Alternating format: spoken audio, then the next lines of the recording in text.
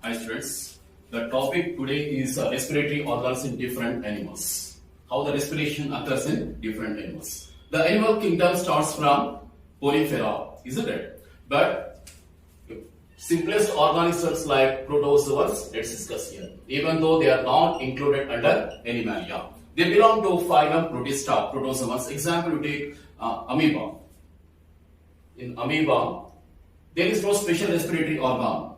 Oxygen is diffused to the plasma membrane or cell membrane here from the external environment into the cell, and after metabolism carbon dioxide is given out, released out here into the environment. That is why a simple diffusion here. Simple diffusion here.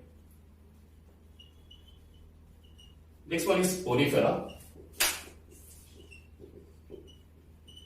In Porifera sponges, there is a special system called as canal system.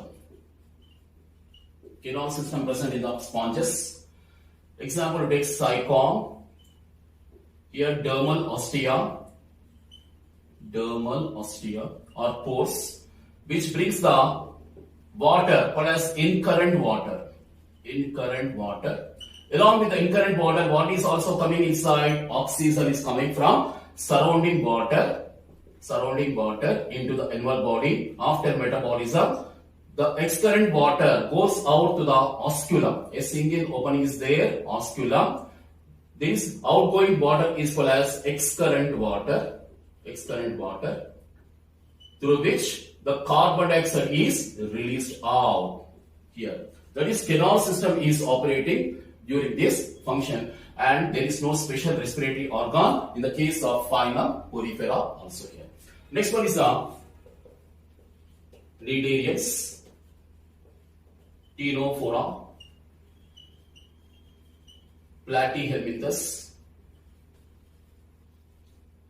Here flatworms, Cnidaria, example Hydra. Next one is Ctenophora and phylum Platyhelminthes. Here also the respiratory exchange of gases occurs. For example, here is the animal body. Oxygen is coming from external environment into the animal body, and after metabolism the carbon dioxide is diffused out, released out from the animal body into the external environment, and this also here occurs by the general body surface.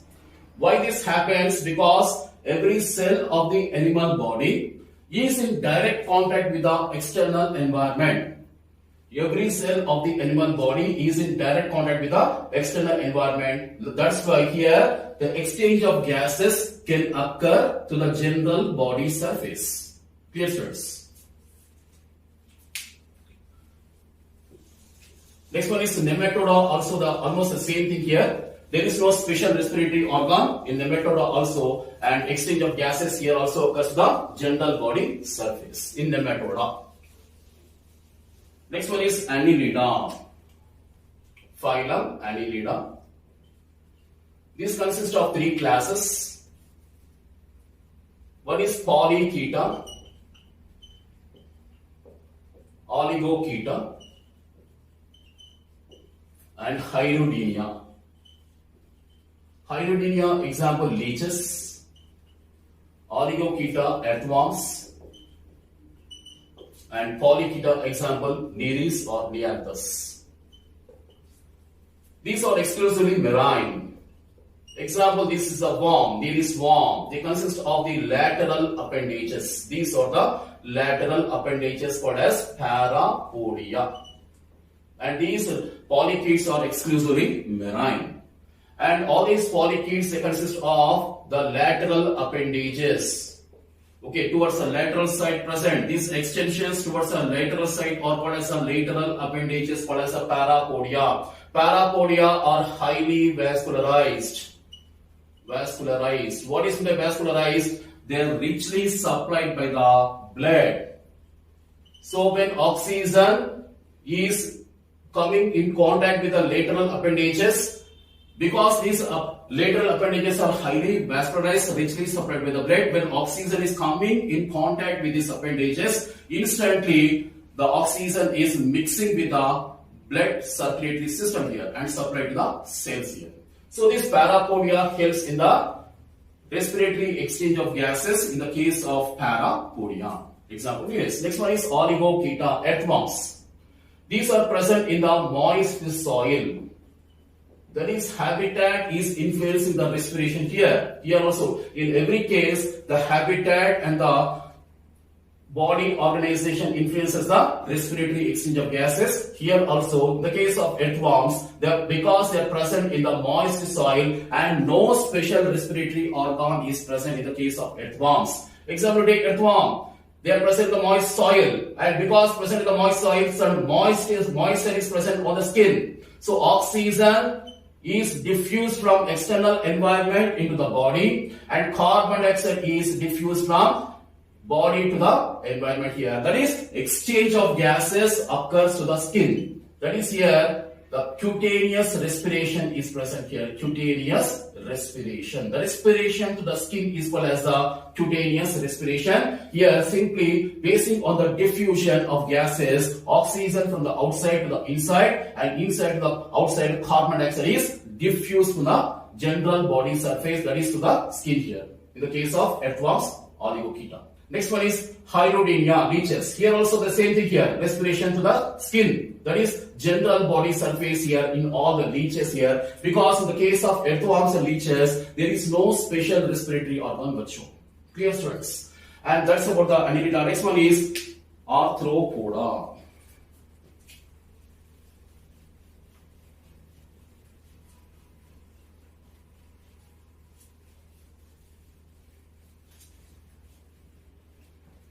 In phylum Arthropoda,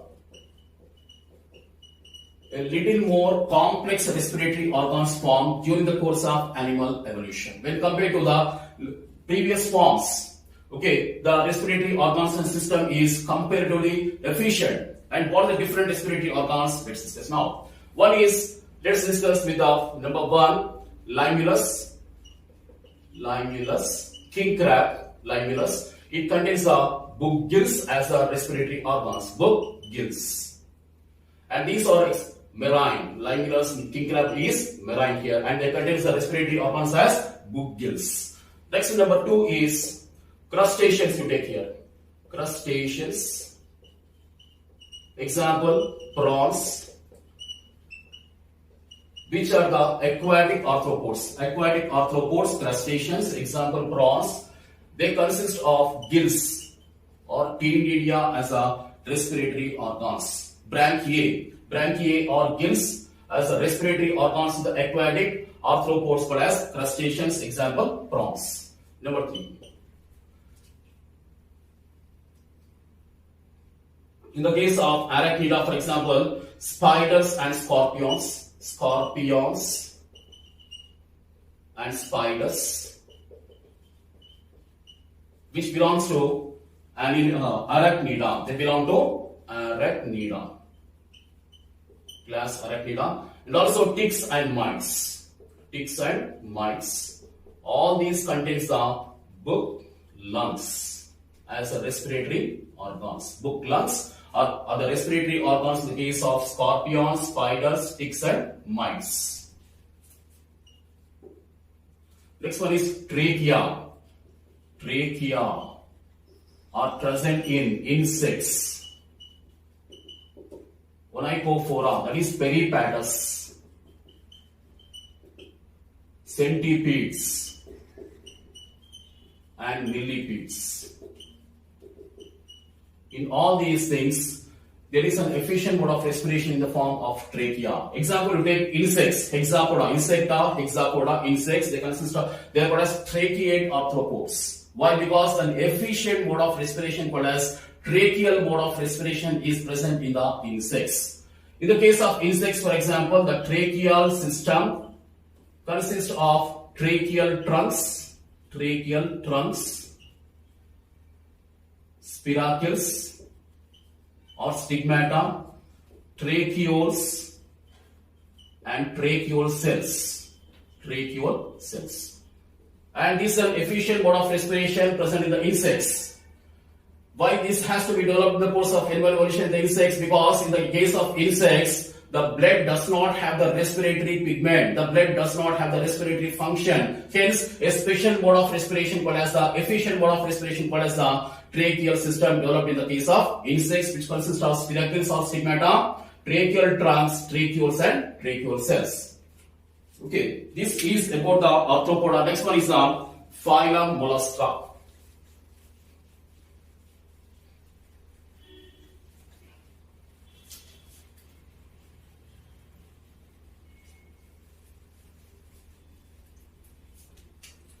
Phylum Mollusca.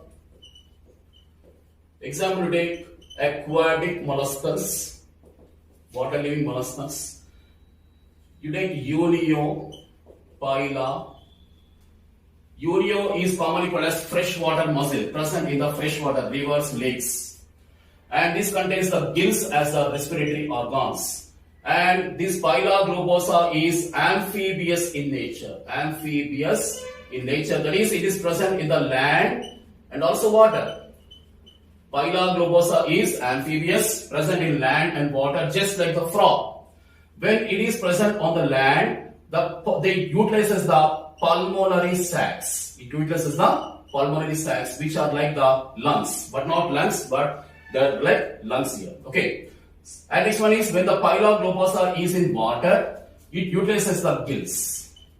That is, a dual mode of respiration is present here. That is, brachial respiration to the gills is present, and aerial respiration to the lung-like structures called as pulmonary sacs is also present. A dual mode of respiration is present in the Phyla globosa because it is amphibious in nature. It is commonly called as the apple snail. Okay. So in the aquatic mollusca also, the gills are the respiratory organs. Next one is Echinodermata, phylum Echinodermata. These are exclusively marine and they consist of different respiratory organs. What is that? One is a dermal branchiae, which are also called as papillae. Next one is bursae. Next one is respiratory trees. Next one is, they also consist of the tube feet. And this is the part of the water vascular system. Water vascular system is a characteristic feature of only the Echinodermata. Water vascular system, which comprises the tube feet, also serves as a mode of respiratory organ. And respiratory trees are present in Holothuridae class. Holothuridae. Example, sea cucumbers. Example of class Holothuridae. They consist of the respiratory trees as a respiratory organs. Next one is dermal branchiae, also called as papillae. What are derma? Derma means which one? Dermal means skin.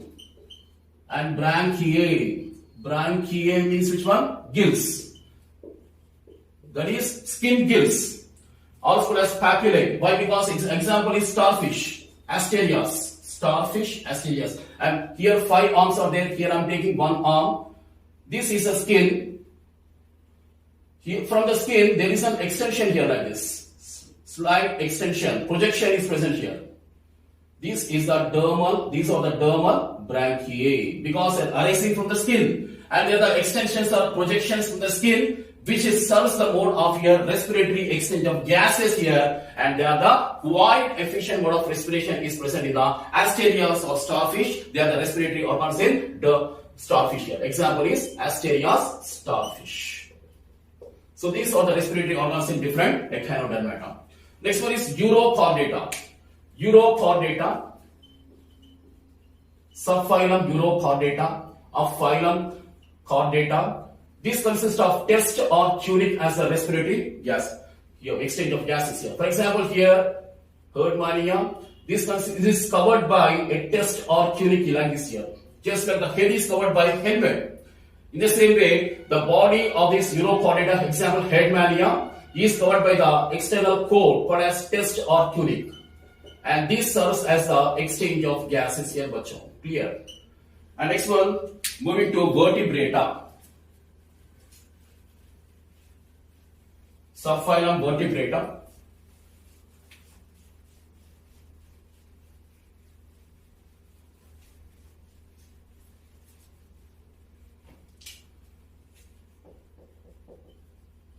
Subphylum Vertebrata of phylum Chordata. Starting from fishes. Fishes consist of gills as the respiratory organs, called as branchiae here. Branchiae. The respiration to the gills is called as branchial respiration. These gills are of two different types. One is the external gills. External gills.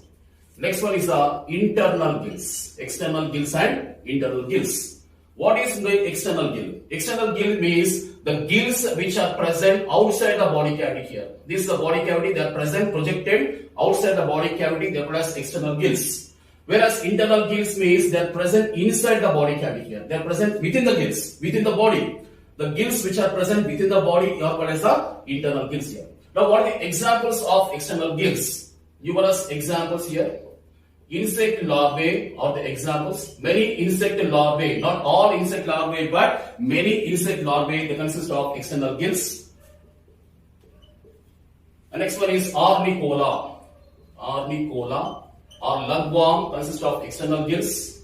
Necturus or mud puppy, siren and proteus. Siren and proteus.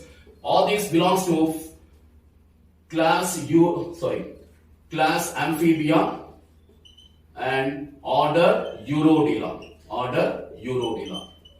Necturus, siren, proteus belongs to class Amphibia, order Urodela.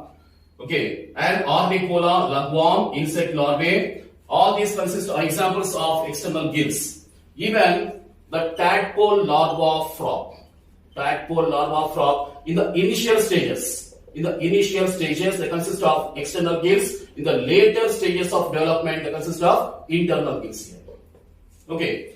Next one, internal gills here. Examples are fishes,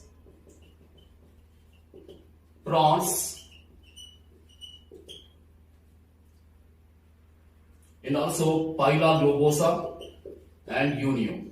I told you that Pila globosa is an amphibious nature. When it is present in the water, it utilizes the gills. So these Pila globosa contains the gills which are internal gills. Unio, the freshwater mussel present in the lakes and rivers.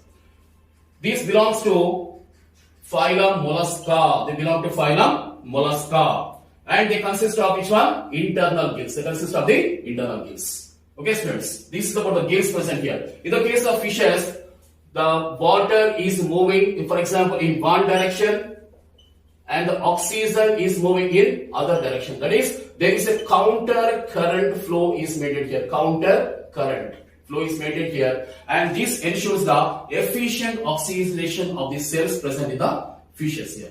Counter current. And the respiration of the gills is called as brachial respiration.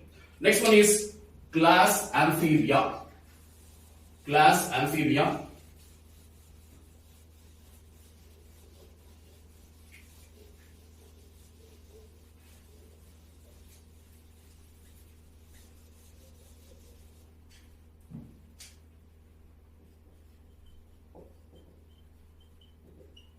Class Amphibia consists of different orders. One is order Anura, order Urodela, and order Gymnophiana. Order Anura consists of frogs and toads. And Urodela consists of here salamanders and newts. And Gymnophiana consists of here ichthyophis. Ichthyophis. Frogs and toads.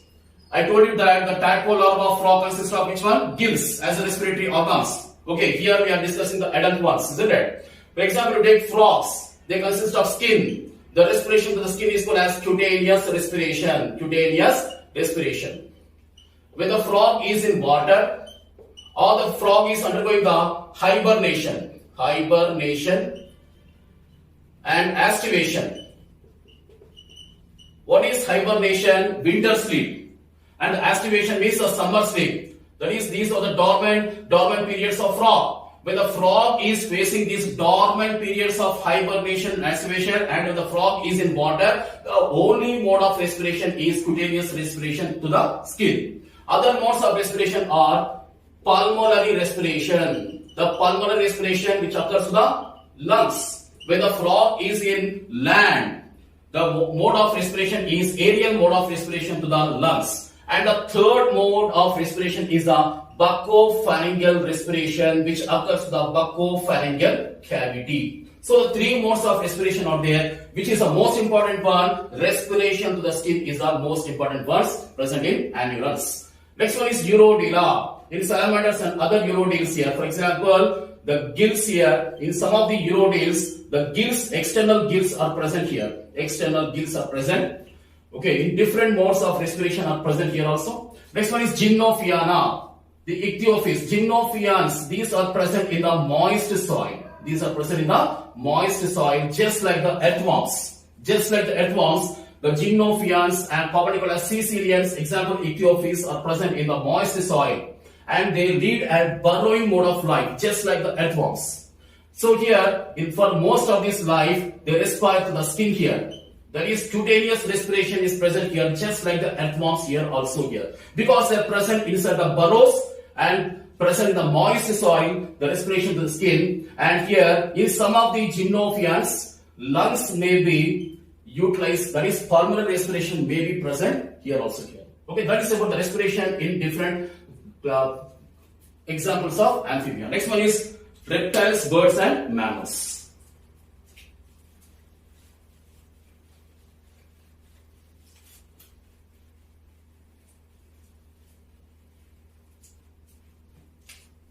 Reptiles, birds, eels and mammals. In the reptiles, here, in all the three cases, there is an effective mode of respiration to the lungs. That is, the efficiency of pulmonary ventilation. Pulmonary ventilation is ensured in these classes.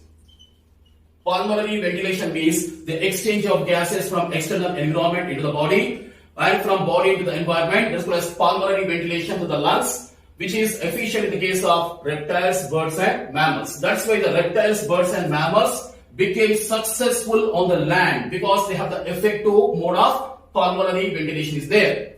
Whereas in the case of amphibians, the pulmonary ventilation is not ensured. They have to return to the water for egg laying. And when the water is present here, the only mode of respiration is the cutaneous respiration. That's why the amphibians are not successful on the land, because they have to return to the water for egg laying. Whereas in the case of reptiles, birds and mammals, the efficient mode of respiration, the lungs called as pulmonary ventilation, is ensured. That's why they are successful on the land. And example of these reptiles, one of the example of reptiles is Chelonia. Chelonia is an order of class Reptilia, order Chelonia. Example of Chelonia is Chelomydas. Chelomydas, that is marine green turtle present in the seas and oceans. And in the Chelomydas, Chelonia, there is a cloacal respiration present here. Cloacal respiration. What is cloacal respiration? The respiration to the cloaca is called as cloacal respiration. These are very important points. Cloacal respiration is present in Chelonia. Next one is birds. Yes. In the birds have to fly. What is required for flying? Energy is required for flying. That is, oxygen must be continuously supplied to the body cells for metabolism. That's why the lungs here consist of air sacs, not alveoli. Here air sacs are present, alveoli are absent here.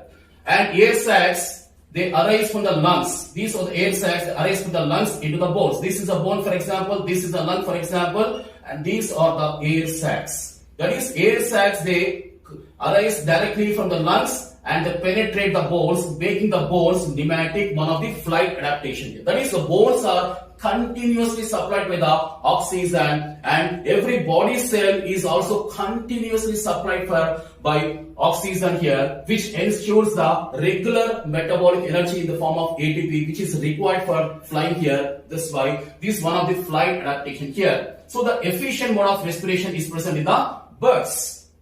Next one is mammals. Of course, the pinnacle, the zenith of any adaptation is to be seen in the mammals, and here especially we can witness this one in the humans. So the next topic, the pulmonary ventilation, how the human respiratory system is present in the humans, that is in the human beings, Homo sapiens, to be discussed in the next session. Till then, God bless all of you. Bye, students, all of you.